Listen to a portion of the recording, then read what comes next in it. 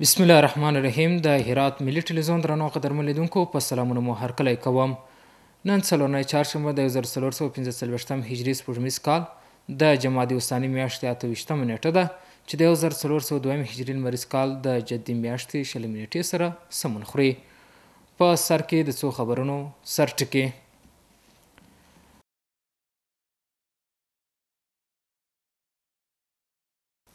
د هیواد د اطلاعات او کلتور وزیر د هرات اطلاعات او کلتور رئیس سره یو ځای د هرات تاریخي ګدامونو څخه لیدنه.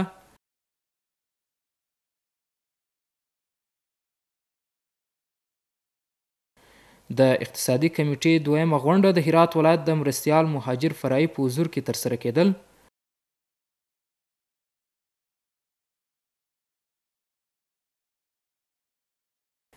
او د اوزغلک کلي د کورونو جوړېدو چارې بشپړېدل او زلزل ځپلو ته سپارل.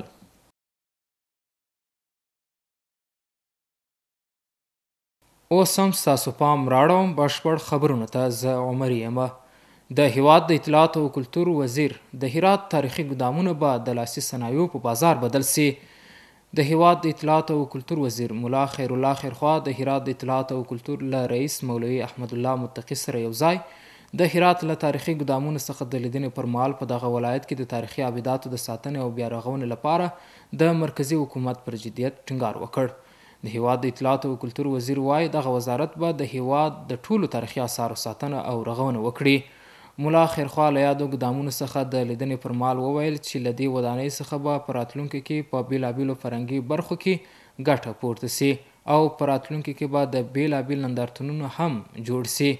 د اطلاعات او کلتور وزیر وایي چې د هیواد د اطلاعات او کلتور وزارت هڅه کوي چې دغه تاریخي ودانۍ د لاسي صنایعو د پلور او د بهرنۍ سیلانیانو د راجلبولو لپاره په یو داخلي مارکیټ بدله کړي.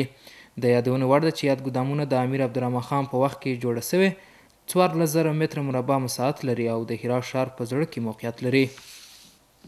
د اقتصادي کمیټې دویمه غونډه د هرات ولایت د مرستیال مهاجر فرعي د ځینې امارتي ادارو او د خصوصي سکتور د استازو په شتون کې جوړه سوه.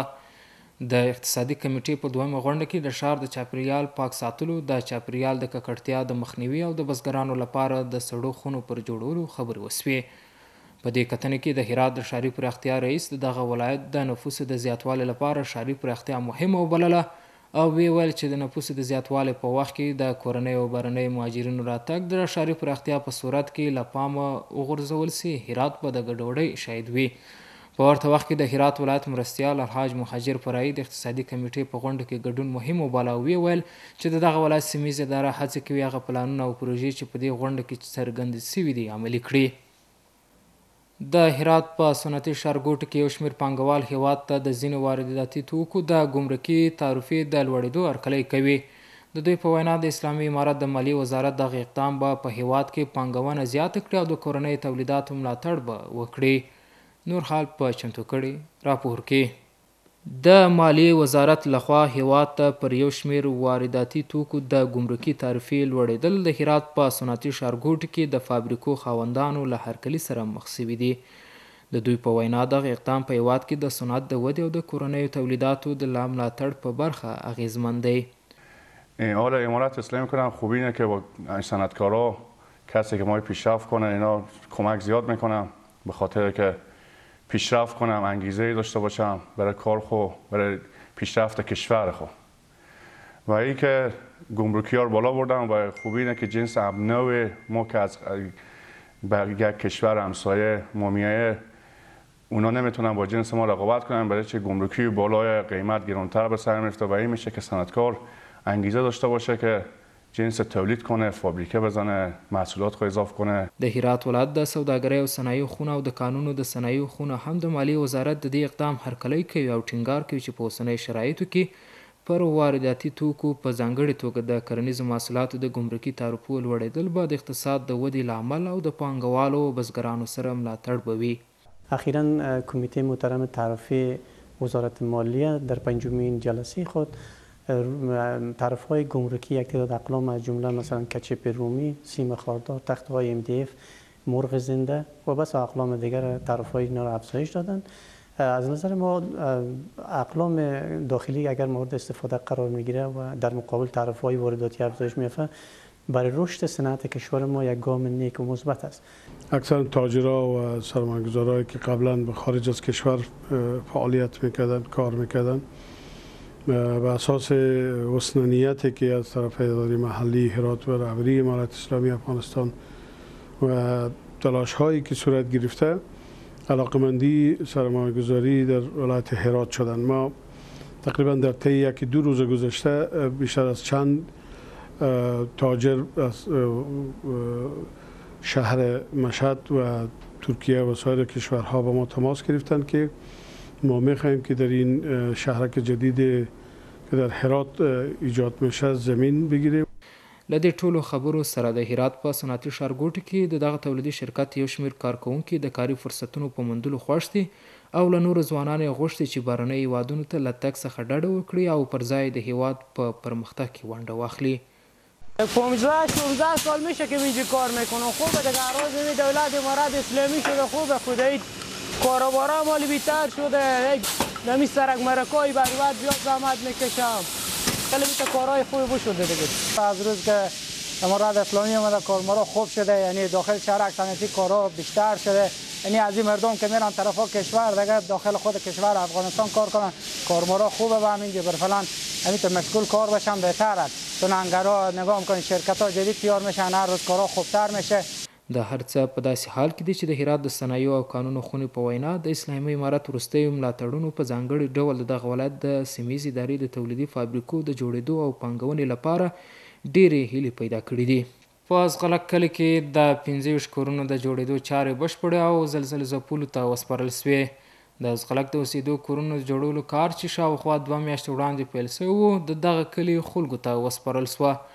دغه مرستې د ترکیې اړوند د یوه خیریه بنسټ لخوا جوړه سوې وه او د هرات د سیمه ییز چارواکو په حضور کې د ازغلک کلي زلزلې ځپلو ته وسپارل سوه. د دغه بنسټ مسؤلین وایي چې د کور د وسایلو له ټولو اسانتیاوو سره جوړ سوي کورونه یې خلکو ته سپارلي دي. په ورته وخت کې یو شمېر هغه کسان چې خپلو کورونو ته کلیان یې په لاس راغلي د دې معیاري کورونو په جوړېدو خوښ دي او وایي چې حکومت او بنسټونه دې ورته پر وخت پاملرنه وکړي. د یادونې وړ ده چې تېره ورځ د کچکال کلي جوړ سوی ښارګوټي هم خلکو ته وسپارل سوه. د هرات ولایت په کوشککونه او زیرکو ولسوالیو کې پر 3996 اړمنو کورنیو د خوراکي توکو ویش. د هرات د کلیو پراختیا او پراختیا ریاست مسؤلان وایي د هرات ولایت په کوشککونه او زیرکو ولسوالیو کې له 3996 اړمنو کورنیو سره د خوراکي توکو مرسته وسوه. د هرات مخکنی ښاروال الحاج ملا عبدالرازق راشد صاحب د ښاروالۍ کارکوونکو او هرات ښاریانو سره د مخه ښې غونډه ترسره سول. په هغه غونډه کې چې په دې تړاو سوې وه د هرات ولایت مقام معاونیت سرپرست الحاج مولوي حیات الله مهاجر، د هرات مخکنی ښاروال الحاج ملا عبدالرازق راشد، د ښاروالۍ اداري مرستیال مولوي جلال الدین حقدوس، د 3 ګونو ریاستونو رئیسانو، ښاري حکومتولۍ، عوایدو، تخنیکي او مسلکي، 15 کونو نایو امیرینو، د ګذر وکیلانو، پرمختیایي شورا رئیسانو او د دغې ادارې د بېلابېلو کارکوونکو په شتون کې د هرات ښاروالۍ د غونډو په تالار کې ترسره سوه او په ترڅ کې د هرات مخکنی ښاروال د هرات ولایت پتمنو ښاریانو او ښاروالۍ ادارې کارکوونکو سره مخه ښه وکړه. د هرات ولایت معاونیت سرپرست الحاج مولوي حیات الله مهاجر فرعي د هرات ښار د پرمختیا، رغنیزو او بنسټونو پروژو پلي کول په برخه کې د هرات مخکنی ښاروال حاجي راشد صاحب رغند رول او فعالیتونه ارزښت لرونکي یاد کړه او په نوې دندې کې ورته د بریا دعا وکړه. په دغه مراسمو کې د هرات مخکنی ښاروال د هرات ښار د پرمختګ او آبادۍ په موخه او ښاریانو ته د بې وقفې چوپړتیا وړاندې کولو له امله د ولایت مقام مشرتابه او هرات ښاریانو له لوري د ستاینلیکونو او تندیز په وړاندې کولو سره وستایل سو. د غونډې په دوام د هرات ښاروالۍ اداري مرستیال الحاج مولوي جلال الدین حقدوس، د ښاري حکومتولۍ رئیس استاد محمد جاوید مایار، د عوایدو، محاسبې او اداري چارو رئیس مولوي جمیل جواد په خپلو ویناوو کې د هرات مخکنی ښاروال حاجي راشد صاحب له ځلانده کارنامو یادونه ارزونه وکړه او څرګنده یې کړه چې د هرات ښاروالۍ عمراني خدماتي او کلتوري برخو کې ټولې وړاندې سوي چوپړتیاوې د مخکني ښاروال د بې دریغې هڅو پایله ده.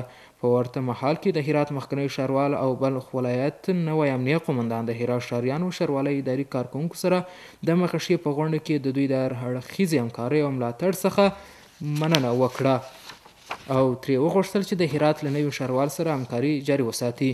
د ویلو ده د غونډې په وروستیو شیبو کې د ښاروال ادارې د بېلابېلو برخو مسؤلانو او کارکوونکو د هرات مخکنی ښاروال حاجي راشد صاحب له لوري وستایل سوه. محترم لیدونکو، اوس هم ستاسو پام راړوم زموږ د همکار په غږ کې د سبا ورځ د هوا اټکل.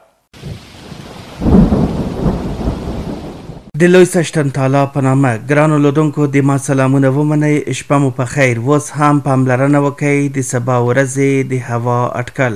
پنجشنبه هرات ښار لمر الوره درجه 12 غوریان اوریاز الوره درجه 18 کروخ اوریاز الوره درجه 12 او پشتون زرغون اوریاز الوره درجه 14 اوس هم یو ځل بیا د څو خبرونو سرټکي.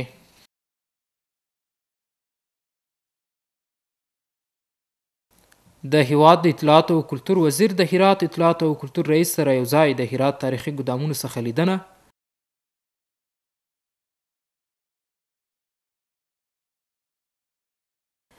د اقتصادي کمیټې دویمه غونډه د هرات ولایت د مرستیال مهاجر فرعي په حضور کې ترسره کېدل،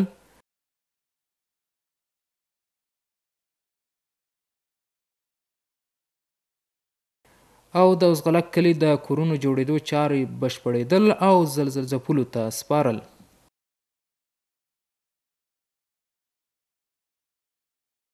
درنو قدرمن لیدونکو، دا ودانې شوې خبرونه چې ستاسو قدرمن حضور ته وړاندې سوه، تر بیا مو په لوی څښتن تعالی سپارم.